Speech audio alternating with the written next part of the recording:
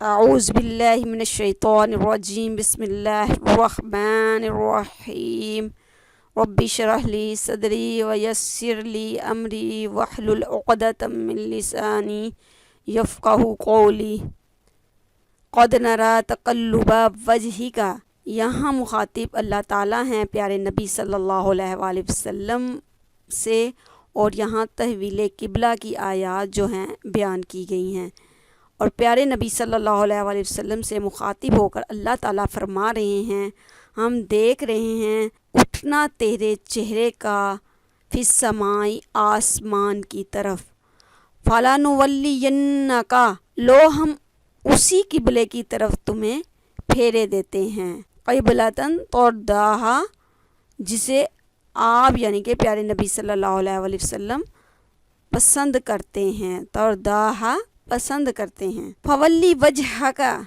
فولی پھیر دو، وجہک اپنے چہرے کو، شطر المسجد الحرام مسجد حرام کی طرف، وحیث ما کنتم، اب یہ عام جو ہے بتایا جا رہا ہے، عام لوگوں کے لیے یہ آیت استدلال کر رہی ہے کہ جہاں کہیں بھی تم ہو، فولو پس پھیر لو، وجوہکم اپنے چہروں کو، شطر مسجد حرام کی طرف، وَإِنَّ الَّذِينَ بے شک اوتوا الکتاب وہ لوگ جنہیں کتاب دی گئی تھی، الا یعلمون وہ خوب جانتے ہیں، انہ الحق بے شک یہ حق ہے، من ربہم ان کے رب کی طرف سے، وما اللہ اور اللہ تعالیٰ غافل نہیں ہیں، اما اس چیز سے یعملون جو یہ عمل کر رہے ہیں۔ یہ پیارے نبی صلی اللہ علیہ وآلہ وسلم کو مخاطب کر کے کہا جا رہا ہے، اللہ تعالیٰ کر رہے ہیں کہ آپ صلی اللہ علیہ وآلہ وسلم کے منہ کا بار بار آسمان کی طرف اٹھنا ہم دیکھ رہے ہیں، لو ہم اسی قبلے کی طرف تمہیں پھیرے دیتے ہیں جسے تم پسند کرتے ہو، مسجد حرام کی طرف رخ پھیر دو، اب جہاں کہیں بھی تم ہو اسی کی طرف منہ کر کے نماز پڑھا کرو۔ یہ لوگ جنہیں کتاب دی گئی تھی خوب جانتے ہیں کہ تحویل قبلے کا حکم کیا ہے، تحویل قبلے کا یہ حکم ان کے رب ہی کی طرف سے ہے اور وہ برحق ہے، مگر اس کے باوجود جو کچھ یہ کر رہے ہیں اللہ اس سے غافل نہیں ہے۔ یہ حکم تحویل قبلہ کے بارے میں رجب یا شعبان 2 ہجری میں نازل ہوا۔ ابن سعد کی روایت ہے کہ نبی صلی اللہ علیہ وآلہ وسلم بشر بن برا بن معرور کے ہاں دعوت پر گئے ہوئے تھے، وہاں ظہر کا وقت آ گیا اور آپ لوگوں کو نماز پڑھانے کے لیے کھڑے ہو گئے، 2 رکعتیں پڑھا چکے تھے کہ تیسری رکعت میں یکایک وحی کے ذریعے سے یہ آیت نازل ہوئی، اور اسی وقت آپ اور آپ کی اقتدار میں جماعت کے تمام لوگ بیت المقدس سے کعبہ کی طرف مڑ گئے۔ اس کے بعد مدینہ اور اطراف مدینہ میں اس کی عام منادی کر دی گئی۔ برا بن عازب کہتے ہیں کہ ایک جگہ منادی کی آواز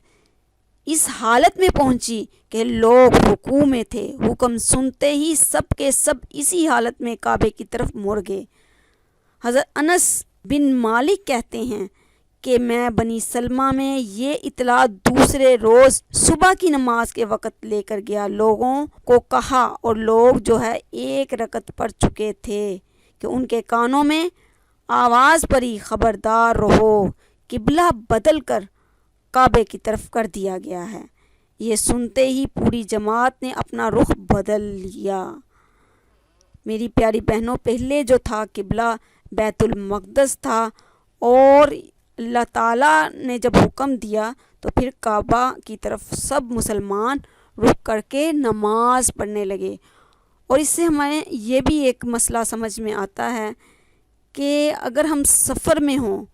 اور نماز کا وقت آ جائے تو ضرور سمت کے متعلق تحقیق کر کے نماز پڑھی جا سکتی ہے۔ نفل نماز کے لیے تو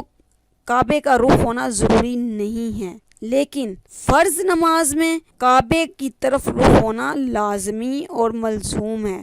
اور اگر ہمیں یہ اندیشہ ہو کہ ہم گھر پہنچنے سے پہلے نماز کو کھو دیں گے تو ضرور پڑھ لینی چاہیے سفر میں۔ اور اس کے متعلق یہ بھی آیا ہے کہ جس سمت کے متعلق ہمیں امکانی تحقیق سے ظن غالب آ جائے کہ یہ سمت جو ہے وہ کعبہ ہے، ادھر نماز پڑھنا یقیناً صحیح ہے۔ اور اگر کہیں آدمی کے لیے سمت قبلہ کی تحقیق مشکل ہو یا وہ کسی ایسی حالت میں ہو کہ قبلہ کی طرف اپنی سمت قائم نہ رکھ سکتا ہو، مثلاً ریل یا کشتی میں، تو جس طرف اسے قبلے کا گمان ہو یا جس طرف رخ کرنا اس کے لیے ممکن ہو اسی طرف وہ نماز پڑھ سکتا ہے۔ البتہ اگر دوران نماز میں صحیح سمت قبلہ معلوم ہو جائے یا صحیح سمت کی طرف نماز پڑھنا ممکن ہو جائے تو نماز ہی کی حالت میں اس کی طرف پھر جانا چاہیے۔ اس آیت سے ہمیں یہی پتہ چلتا ہے کہ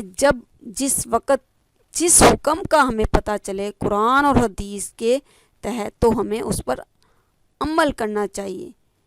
چاہے ہم اسے پسند کریں یا نہ پسند کریں۔ مگر جب قرآن کی بات ہمارے سامنے آ جاتی ہے اور ہم قرآن کے علاوہ جو عمل کر رہے ہوتے ہیں اسے ہم ختم کر دیں گے، اور جو میرے پیارے نبی صلی اللہ علیہ وآلہ وسلم نے کہا اور جو میرے اللہ رب العالمین نے حکم دیا اس پر فوراً عمل کرنا شروع کر دیں گے، جیسا کہ پیارے نبی صلی اللہ علیہ وآلہ وسلم نے فوراً اپنا رخ بیت المقدس سے خانہ کعبہ کی طرف کر لیا۔ تو اللہ تعالیٰ سے درخواست ہے کہ اللہ تعالیٰ مجھے اور آپ کو باعمل مومن بنائے۔ جزاک اللہ خیرہ۔